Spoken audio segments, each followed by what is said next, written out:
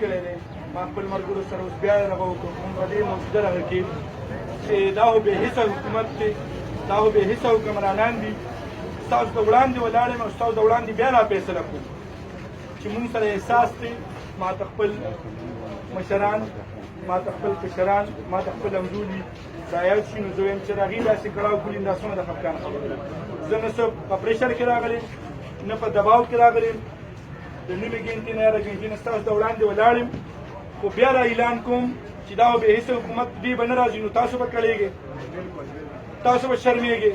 تاسو ته به تکلیف دی که به چا خور راوستي چا مور چا ښځه چا لور نو تاسو له مونږ کړاو درکړو نه مونږ کې دومره بې حسي نشته الحمدلله مونږ سبقونه ویلي دي الحمدلله مونږ ته پوهه راکړې شوې ده زمونږ تربیت شوی دی هغه تربیت مونږ دا اجازت نه راکوي چې مونږ دا احتجاج نور اوږد کړو او تاسو ته نور تکلیف درکړو بیا خو په ما او په ام پي اې کې فرق پاتې نشي بیا خو په ما او په هند کې فرق خو یو واده به راسره دا کوې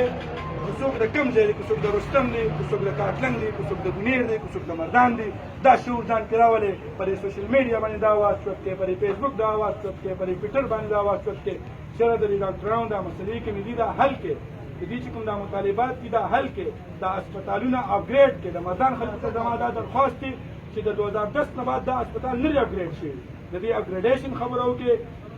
دې کې د نور واډونو خبره وکړې دې کې د دوايانو خبره وکړې دې کې د پیډ د آی سی یو خبره وکړې نو په هغې کې ستاسو هم خیر دی زمونږ هم خیر دی په هغې کې به ستاسو هم مسلې حل شي زمونږ هم مسلې حل شي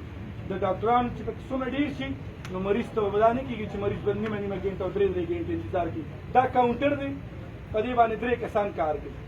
چې 3 کسان پې کار کوي 2 ګنټې خو زما د مریض په کاونټر باندې په کتار ولګي دغه خبره صحیح خبره دا ستاسو نشته چې دا مسله چا سره ډسکس کوي دا به درته مونږ وایو بیا راشي غوسه ماته چې خپل ام پي اې مې نه ته نه وایي بیا چې زه په 8 نمبر کمره کې پیډۍ کې ناست یم بیا راشي ما سره جنګ کوي نو ډاکټر صاحب 2 ګنټې هلته مو انتظار وکړو یا الله بنده ته په دې سوچ وکړه چې دغه مسله ده چا ده بیا ورته زه ایکسرې ولیکم چې ایکسرې ولیکم نو 3 ګنټې هلته په ایکسرې کې انتظار وینې ټسټ ورته ولیکم نو 3 ګنټې هلته د وینې ټسټ ته انتظار کوي نو په دې کې 2-3 بجې شوي زما له چوټۍ ټیم شوي نو آیا زه به د 2 نه بعد بیا هغې مریض ته ایسارم اصل دا جایز ده د دې صحیح حل دا دی چې په کاونټر په اوپیډي کاونټر باندې په دې صرف خو چې 3 دي نو 10 کښېنه وکړي چې تا سره 13 کسان سکیورټي ګارډ ګرځي 13 کسان سره پی اې ګرځي 10 ګاډي نه مخکې ګرځي 10 نه شاته ګرځي نو د عوامو ته وګوره کاونټر یې زیاتې کړه ایکسرې یو ماشین دی یا 2 ماشین دی ایکسرې ماشینان سیوا کړه خو نه بس هغې ته هم پته ده چې دا پښتون عوام دي په څه دوکه کېږي تاسو ته پته ده په یو خبره دوکه کېږي او همیشه به دوکه کېږي دا احتجاجونه مونږ مخکې هم کړي دي دا خلکو له مونږ مخکې هم پوهه ورکړله خو دا نه دي پوه شوي اوس به بیا هم لاړ به شي اخته یو خبره به کوي چې هغه صیب په جیل کې دی او چې صیب را آزاد شي نو هر څه به کېږي صیب به څه وکړي ولې هغه څه خدای رسي خو نن را آزاد څه به صیب سره دا غونډ ټیم نشته هېڅ منسټر د هغه دی وزیر اعلی د هغه دی سیاسي خبره نه کوو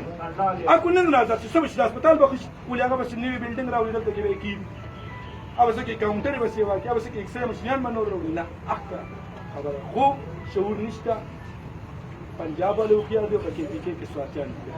ام پي اې مو سره ونه منله اضافي ټکسونه مو سره ونه منل خپل سہولیات پې هم سیوا کړل خو د مردان عوامو د ریسرچ سوچ کې دا مسلې کمې دي په دې دغه په دې خبره سره موږ خپل احتجاج ختمو ټول مریضان چې کوم راغلي دي خپل راځي موږ خپل ټول ډاکټران به خپل سټیشن لاړ شو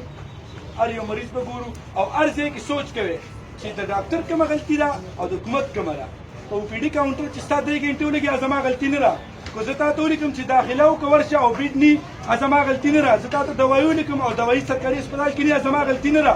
زه تا ته وایم چې پېښور ته لاړ شه او ته وایې چې زه پېښور ته ولېږلم زما غلطي نه ده حکومت غلطي ده په دې باندې احتجاج ختموم او راځئ تاسو خپل ټول ډاکټران په خپل سټیشن باندې کینو په دې خبره سره احتجاج ختم دی حکومت خو بې حسه دی هغه موږ له نه راځي او نه یې سره زموږ احساس شته خو موږ سره ستاسو احساس دی په دې خبره باندې راځئ چې خپل ډاکټرانو ته مې دا درخواست دی د مریضانو لپاره ټول د مردانه وه چې دا ویډیو چا ده ورځي د الله د رضا لپاره شیر کړئ مخې ته چې خپلې ورځې سم ته ورسي او زموږ